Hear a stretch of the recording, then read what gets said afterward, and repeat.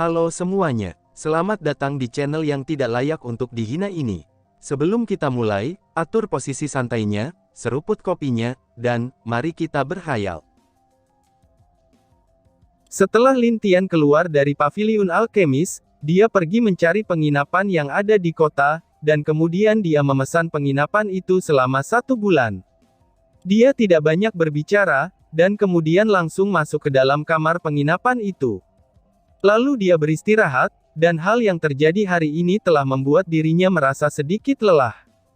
Besok dia berencana untuk pergi ke paviliun perdagangan yang ada di Kekaisaran, untuk menjual beberapa pil yang dia buat, karena dia tidak mempunyai cukup banyak kristal suci. Besok aku harus menjual beberapa pil, dan juga aku ingin melihat-lihat, mungkin saja ada bahan material untuk meningkatkan pedang melahap ini, gumam Lin Tian. Lin Tian mempunyai pedang yang dia ciptakan sendiri, dan pedangnya itu masih dapat berkembang, nama pedangnya adalah pedang melahap. Tapi sayangnya, untuk meningkatkan pedang ini, itu membutuhkan bahan material yang lebih tinggi. Sekarang pedangnya ini berada di tingkat ke-6, dan dia membutuhkan bahan material batu meteor tingkat ke-7 untuk meningkatkan pedang ini. Jadi, alasan kenapa dia juga ke sana, itu hanya untuk melihat apakah ada bahan yang dia butuhkan besok untuk meningkatkan pedangnya ini. Lin Bai, jika aku menjual pil itu, apakah menurutmu itu akan laku? Tanya Lin Tian kepada Lin Bai yang tidur di kasur sebelahnya. Oh, menurutku, pil itu pasti akan laku kak, karena para wanita pasti akan sangat menginginkan pil itu, walaupun pil itu memiliki efek samping. Jadi, mungkin saja besok kita akan mendapatkan penghasilan yang lebih banyak, balas Lin Bai. Baiklah kalau begitu, malam ini aku akan mencoba membuat 3 pil saja, lagi pula, bahannya cukup sulit juga. Dan aku ingin meninggalkan bahan terbaik untuk membuatkan pil itu untuk ibu dan juga bibi, gumam Lin Tian. Sudahlah, aku akan membuat pil ini, cobalah kamu berjaga-jaga untukku, ucap Lin Tian. Baik kakak, balas Lin Bai, lalu Lin Bai pindah ke depan pintu kamar, dan kemudian rebahan di sana. Lin Tian mengeluarkan tungkunya sendiri, lalu mengeluarkan bahan yang diperlukan untuk membuat pil. Sebelum dia melakukan pemurnian, dia memasang arai pelindung agar bau pil yang dia murnikan tidak keluar, dan juga untuk berjaga-jaga dengan hal yang tidak diinginkan. Saatnya memulai, ucap Lin Tian, itu halnya sama seperti saat tes alkemis di paviliun alkemis, dia memasukkan seluruh bahan obat sambil menutup matanya, dan mulai memurnikan pil tersebut. Pada malam itu, Lin Tian sibuk dengan membuat pil untuk dia jual esok hari. Cerita berpindah ke dalam istana. Kami menemukan pemuda itu, dia ada di sebuah penginapan di kota pada sore ini, telah dikatakan juga bahwa, dia dari paviliun alkemis sebelum ke penginapan itu, ucap Wu Wen kepada Mu Zixi dan yang lainnya. Oh, kami juga bertanya-tanya dia pergi kemana, dan kabarnya, dia juga mengatakan untuk melakukan tes alkemis tingkat ke-8, tambah Wu Wen. Setelah mendengar itu, Mu Suanyin dan 5 wanita lainnya juga merasa aneh. Memang benar, dia mendengarnya dari orang-orang di paviliun alkemis, mereka mengatakan kalau pemuda itu pergi ke sana untuk melakukan tes master tingkat ke-8, dan juga dia baru keluar sore hari dari sana. Para alkemis dan orang-orang yang ada di sana tidak tahu apa yang dilakukan pemuda itu di dalam, dan juga pelayan wanita yang membawa dia kepada master paviliun itu pun juga tidak berkomentar apa-apa. Dia mengatakan kalau dia hanya mengantarnya saja, dan dia tidak tahu apa yang terjadi selanjutnya. Anak muda ini sungguh misterius, dan juga dari bakatnya pun, dia tidak sesederhana dari penampilannya, gumam Mu Zixi. Ia tetua, kita mungkin sudah melakukan kesalahan, balas Wu Xin. Yang lebih gawatnya lagi, jika dia benar-benar seorang alkemis tingkat ke-8, maka itu berarti, kita telah menyinggung seorang master alkemis, dan kemungkinan terbesarnya, di pusat juga akan menjaga serta memprioritaskan anak ini, ucap Wu Wen. Besok aku akan secara pribadi menemuinya, dan mencoba berbicara kepada pemuda itu. Kalian ikutlah bersamaku, kita juga harus bisa membuatnya untuk membantu kita, karena anak ini lebih mengetahui tentang Yimo daripada kita, ucap Mu Zixi. Baiklah tetua, jawab yang lainnya. Apakah aku melakukan kesalahan, ucap Mu Xuanyin di dalam hatinya. Dia sedikit merasa bersalah atas apa yang telah dia lakukan terhadap Lin Tian kemarin, dan ada rasa sakit di hatinya ketika Lin Tian pergi meninggalkannya. Dan bahkan, pemuda itu tidak menatap dirinya sebelum pergi meninggalkan istana Wu. Aku mungkin harus berbicara berdua dengannya, pikir Mu Xuanyin. Dia memutuskan untuk bertemu dengan Lin Tian sendirian besok pagi, sebelum tetua dan yang lainnya menemui pemuda itu. Di sebuah penginapan tertentu di kota, yang cukup jauh dari tempat Lin Tian berada, ada seorang pemuda yang sedang duduk di tepi jendela sambil melihat ke arah istana kekaisaran. Kemarin adik sudah keluar dari istana, apa yang sebenarnya terjadi, apakah mereka telah membuli adik kecilku itu? Pikir pemuda itu sambil mengerutkan keningnya. Pemuda itu adalah salah satu yang berjulukan raja, dan gelarnya adalah Raja Panah, sedangkan nama aslinya adalah Sukun. Walaupun wajah mereka berubah, tapi mereka pernah bertemu dengan wajah seperti itu di saat berada di sekte, jadi, jika Lin Tian berada di sini, dia pasti akan tahu bahwa, dia adalah saudara ketiga dan murid dari penatua kelima yang juga seorang alkemis muda di Sekte Langit. Tetapi dia juga senang dengan berlatih seni bela diri, dan dia juga tidak kalah dengan tiga saudara lainnya yang bergelar raja. Besok aku harus bertemu dengan adikku dan duduk bersamanya, jika kerajaan ini berani membuat adikku tidak senang, sebaiknya aku akan memberikan pelajaran kepada mereka, gumam Sukun sambil menatap istana kekaisaran Wu dengan tatapan marah.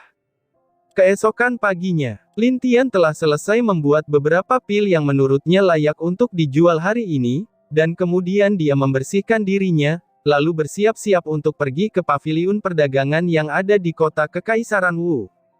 Dia berjalan keluar dari penginapan, lalu berjalan di tengah kerumunan orang-orang di pagi itu, sambil melihat-lihat orang-orang yang melakukan perdagangan di sepanjang jalan.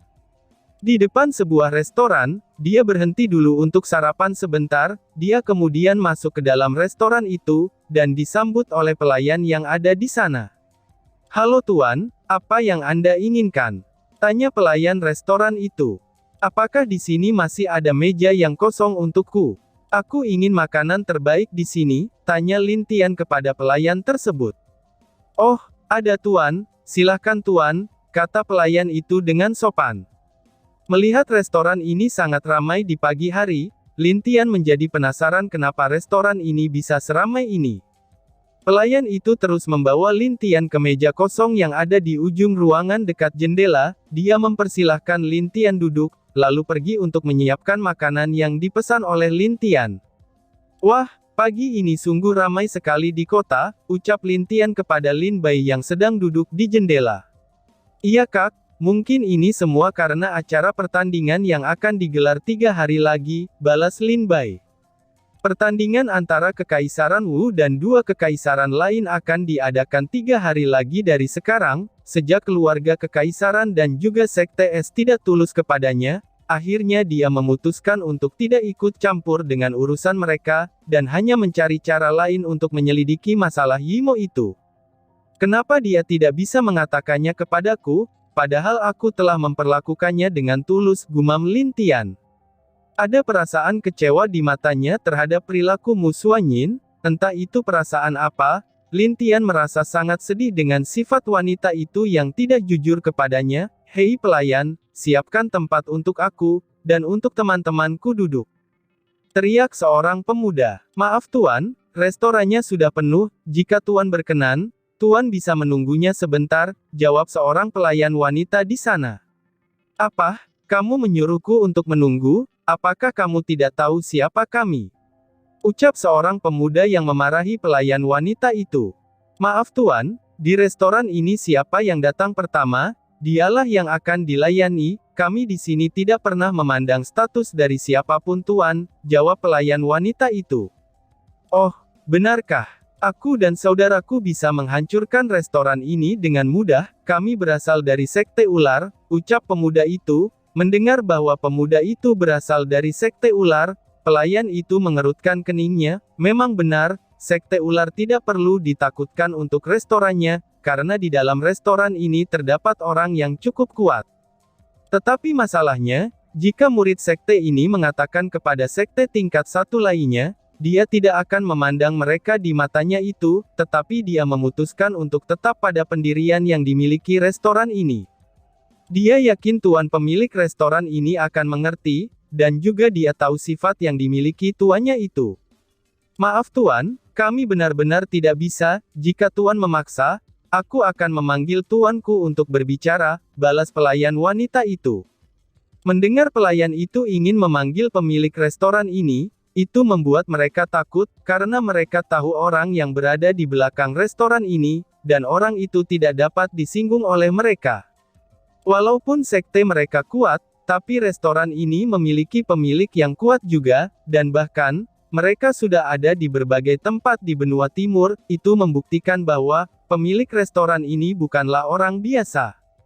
Cih, jadi selama ada bangku yang kosong, kami baru bisa duduk, begitukah maksudmu? Tanya pemuda itu. Iya tuan, balas pelayan wanita itu. Pelayan wanita itu sedikit mengerutkan keningnya, tapi tetap menjawab dengan mengangguk. Bagus kalau begitu, ucap pemuda itu, lalu pemuda itu menatap ke tempat Lin Tian yang saat ini sedang duduk sendirian, dan dia sedang menatap keluar jendela. Pemuda itu berjalan sambil membawa teman-temannya ke tempat Lin Tian, dengan senyuman yang jahat di wajah mereka. Tuan Xing, apakah kita tidak bisa makan di sini? Tanya seorang wanita cantik yang tiba-tiba masuk ke restoran itu. Nona tenang saja, sebentar lagi kita bisa makan di sini, jawab pemuda yang dipanggil dengan nama Xing. Baiklah, tapi jangan terlalu lama ya, ucap wanita itu. Iya, balas pemuda Xing. Mereka mendekat ke arah Lin Tian, lalu dengan sombong memukul meja Lin Tian. Heh, bocah, jika kamu tahu apa yang terbaik, keluarlah dari sini, karena nona ini dan kami ingin makan di sini, ucap pemuda Xing itu. Hehehe, benar sekali, karena jika tidak, kamu akan merasakan sendiri akibatnya, ucap pemuda yang berada di sebelahnya Xing. Tapi Lin Tian tidak mau memandang mereka, dan dia hanya menatap keluar jendela sambil memikirkan sesuatu. Melihat Lin Tian yang tidak berbicara, dan bahkan hanya duduk diam menatap keluar jendela, itu membuat mereka semua menjadi sangat marah. Kurang ajar, kamu sungguh berani, ucap pemuda Xing, lalu tamparan keras melayang ke arah Lin Tian secara tiba-tiba, dan tentu saja tamparan itu dilakukan oleh pemuda Xing. Lin Tian yang melihat ada tamparan yang datang ke arahnya, dia langsung menangkis dengan tangannya, lalu memutarkan tangan pemuda itu sampai terdengar suara tulang yang dipatahkan.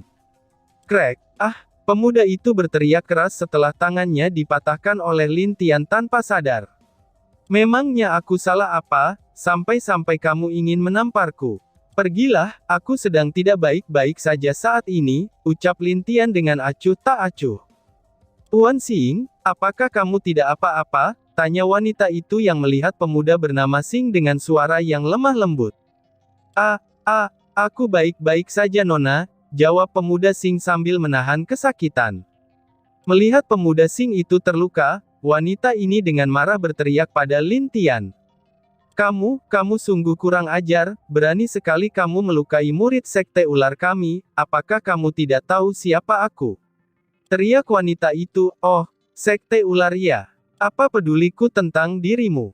Balas Lin Tian, hanya sekte ular belaka, berani sekali membentak dirinya, jika dia mau, dia bisa menghancurkan sekte tingkat 1 itu dengan mudah. Aku adalah putri dari Master Sekte Ular, kamu berani sekali berbicara seperti itu kepadaku, serang dia, teriak wanita itu dengan marah. Oke, 4 orang selain pemuda tadi yang terluka, itu segera bergerak menyerang Lin Tian. Kalian membuatku semakin kesal saja, teriak Lin Tian. Lalu dia mengayunkan tangannya, dan kemudian energi yang kuat langsung menyapu mereka berempat, hingga akhirnya mereka berempat terbang keluar restoran itu sampai menabrak beberapa bangunan. Dan pada akhirnya, wanita itu tidak tahu bagaimana keadaan mereka. Kamu, Ucap wanita itu sambil menunjuk ke arah Lin Tian. Dia tidak percaya bahwa pemuda di depannya ini sangat kuat, dan bahkan hanya dengan satu lambaian tangannya saja, itu dapat menerbangkan 4 praktisi tahap alam bumi dengan begitu mudahnya. Sepertinya kamu ingin mati ya, ucap Lin Tian. Setelah mengatakan itu, Lin Tian juga memberikan serangan kepada wanita itu. "Tuan, tolong hentikan," sebuah suara muncul di depan wanita itu. Sesosok laki-laki tua berdiri di depannya, dan menghentikan serangan dari Lin Tian dengan cepat. "Oh, tahap alam ilahi tingkat ketiga ya," gumam Lin Tian. Mendengar ucapan Lin Tian barusan, itu menyebabkan orang tua ini tercengang. Bagaimana mungkin pemuda ini bisa tahu tingkat kultivasinya, pikir pria tua itu. "Tuan, bagaimana jika kita saling mundur satu langkah untuk sekarang, karena jika diteruskan, itu tidak baik untuk Anda dan untuk kami," ucap pria tua itu.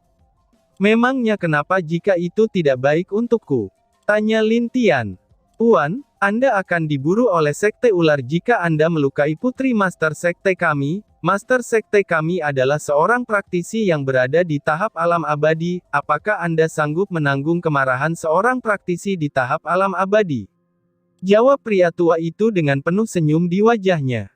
"Oh, hanya di tahap alam abadi saja berani sekali untuk melawanku. Apa kamu pikir aku takut dengan sektemu? Bahkan jika Master Sektemu berada di sini, aku juga akan menerbangkannya," teriak Lin Tian karena semakin kesal. Hal yang paling dia benci adalah, di saat dia marah, ada orang yang mengancam dirinya seperti itu. "Tuan, kamu berani sekali menghina Master Sekteku, apakah kamu pikir aku sopan terhadapmu karena aku takut denganmu? Aku akan memberimu pelajaran," ucap pria tua itu dengan marah. Tanpa basa-basi lagi, dia langsung menyerang Lin Tian dengan kekuatannya, dan mengarahkan serangannya itu tepat ke kepala Lin Tian. Dia ingin membunuh Lin Tian dengan satu serangan untuk memperbaiki wajah Sekte Ular mereka. Pelayan wanita yang tadi sudah mencegah mereka, kini menjadi sangat gugup dan juga cemas, karena kejadian ini, itu bisa membuat tuannya marah besar. "Sepertinya Sekte Ularmu harus dimusnahkan," ucap seseorang. Tiba-tiba saja terdengar sebuah suara yang datang entah dari mana. Sebelum serangan itu sampai pada Lin Tian, seorang pemuda muncul di depan Lin Tian, dan kemudian menahan serangan pria tua itu. Dan tiba-tiba saja, "Duar, siapa?" teriak pria tua itu sambil mengerutkan keningnya, ketika dia melihat serangannya dihentikan. Setelah kabut memudar, sebuah sosok berdiri di depan Lin Tian, dengan wajah yang penuh senyum. Di belakang punggungnya juga ada panah berwarna biru yang sangat indah, dan bahkan, di pinggangnya itu ada sebuah pedang. Melihat pemuda yang datang ini, itu membuat orang-orang di sana merasa kaget, karena mereka semua tahu bahwa, pemuda itu adalah Raja Panah. "Apakah kamu ingin mengetahui siapa aku? Baiklah kalau begitu. Orang-orang memanggilku si Raja Panah," jawab si Raja Panah. Setelah mendengar namanya saja, pria tua itu langsung ketakutan. "Hah, Raja Panah?" seru pria tua itu dengan terkejut. Bagaimana mungkin dia tidak mengetahui salah satu dari 4 raja, dan keempat raja ini diisukan juga bahwa, mereka semua sebenarnya bersaudara. Salah satu dari mereka juga sangat kuat, dan bahkan, mungkin sama kuatnya dengan leluhur mereka. Itu adalah hal yang tidak pernah sekte tingkat 1 ingin singgung, tapi dia heran kenapa Raja Panah ini menolong pemuda itu. "Kakak laki-laki, kamu ternyata berada di sini juga ya?" seru Lin Tian dengan kaget. "Iya dong, adik, sepertinya kamu sudah tumbuh cukup besar," balas pemuda itu dengan senyum di wajahnya. Dan tiba-tiba saja bersambung. "Sekian dan terima kasih banyak."